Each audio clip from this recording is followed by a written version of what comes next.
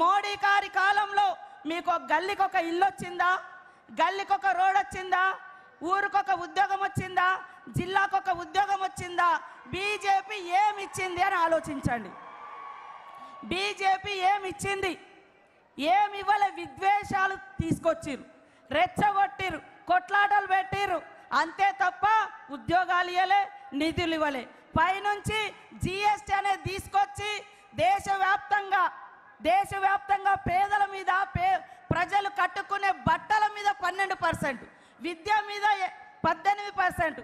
దేవుడు అంటారు కదా, దేవుడికి భక్తునికి ఉండే అనుసంధానం అగర్బత్తి మీద కూడా 5% జిఎస్టీ పన్నులు వేసి దేశవ్యాప్తంగా 54 లక్షల కోట్ల రూపాయల పన్నులు ప్రజల దగ్గర నుంచి దోచుకొని తన దోస్తులకు దోచిపెడుతున్నటువంటి మోడీ మనకు కావాలా?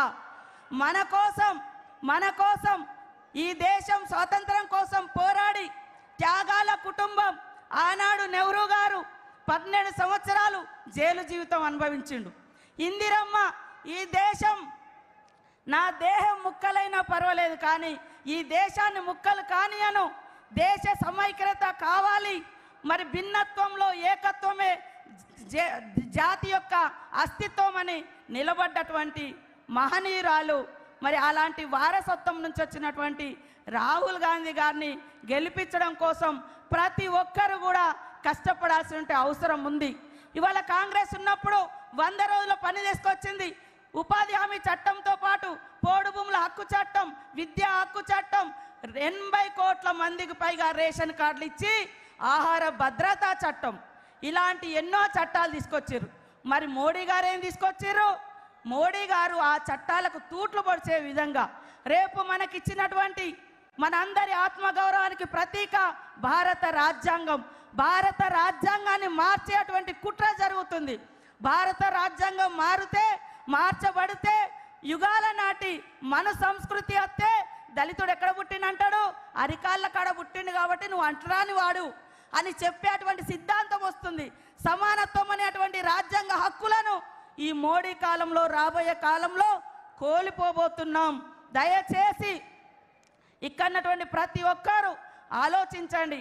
రాహుల్ గాంధీ గారు ఈ దేశం కోసం పడుతున్నటువంటి కష్టాన్ని అర్థం చేసుకొని, ఇక్కడ మా మీద మీకు ఎవరికైనా భిన్నాభిప్రాయాలు ఉండొచ్చు, కానీ అక్కడ ఉన్నటువంటి నాయకుని మీద భిన్నాభిప్రాయాలు ఉండి ఈ ఎలక్షన్లలో మేము పనిచేయమంటే అలాంటి వాళ్ళు పార్టీకే అవసరం లేదు. ఇక్కడ నిలబడ్డది బలరాం నాయక్ గారు కాదు, రాహుల్ గాంధీ గారు.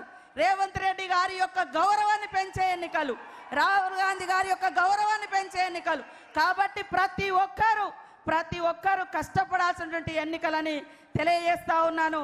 దయచేసి ఈనాడు ఇక్కడున్నటువంటి సోదరులు కూడా, మా లంబాడా సోదరులు, కోయా, గోండు, ఆదివాసీ నాయకపోడు సోదరులు అందరూ కూడా ఐక్యంగా కాంగ్రెస్ పార్టీ మనందరికీ ఎస్టీ రిజర్వేషన్ ఇచ్చింది, కాంగ్రెస్ పార్టీ ఎస్సీ రిజర్వేషన్ ఇచ్చింది, కాంగ్రెస్ పార్టీ ఐటీడీఎల్ తీసుకొచ్చింది, కాంగ్రెస్ పార్టీ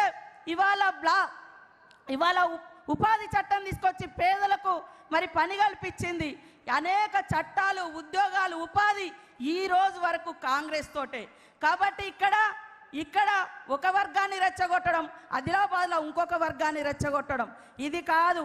అందరం కలిసి మనకి ఈరోజు ఈ అధికారం, ఈ హక్కులు, ఈ హోదా వచ్చిందంటే భారత రాజ్యాంగాన్ని రచింపజేసింది డాక్టర్ బిఆర్ అంబేద్కర్ గారి చేత. ఆనాడు నెహ్రూ గారు కాంగ్రెస్ పార్టీ భూములు పంచింది, ఇండ్లు ఇచ్చింది, హోదా ఇచ్చింది. ఇన్ని సంవత్సరాల తర్వాత 34 ఏళ్ళైంది రాజీవ్ గాంధీ చనిపోయి. ఆ రోజు నుంచి ఈ రోజు వరకు వాళ్ళ కుటుంబంలో ప్రధానమంత్రి పదవి లేదు. ఏ పదవి తీసుకోకున్నా ఈ దేశ ప్రజల కోసం ఆ కుటుంబం త్యాగం చేస్తుంది, కష్టపడుతుంది. కాబట్టి ఒక్క అవకాశం నెహ్రూ, గాంధీ, ఇందిరమ్మ సిద్ధాంతాలను, ఆదర్శాలను ముందుకు తీసుకుపోవడం కోసం ఈసారి ఖచ్చితంగా రాహుల్ గాంధీ గారిని ప్రధానమంత్రి చేయాల్సిన అవసరం ఉందని తెలియజేస్తా ఉన్నాను. ముఖ్యంగా ఇక్కడ లంబాడా సోదరుడైనటువంటి మనందరి అభిమాన నాయకుడు మరి బలరాం నాయక్ గారు అన్ని కులాలతో, అన్ని మతాలతో, అన్ని వర్గాలతో అన్యోన్యంగా ఉండేటువంటి వ్యక్తి. కాబట్టి ఆయనకి ఇచ్చినాం. అదే విధంగా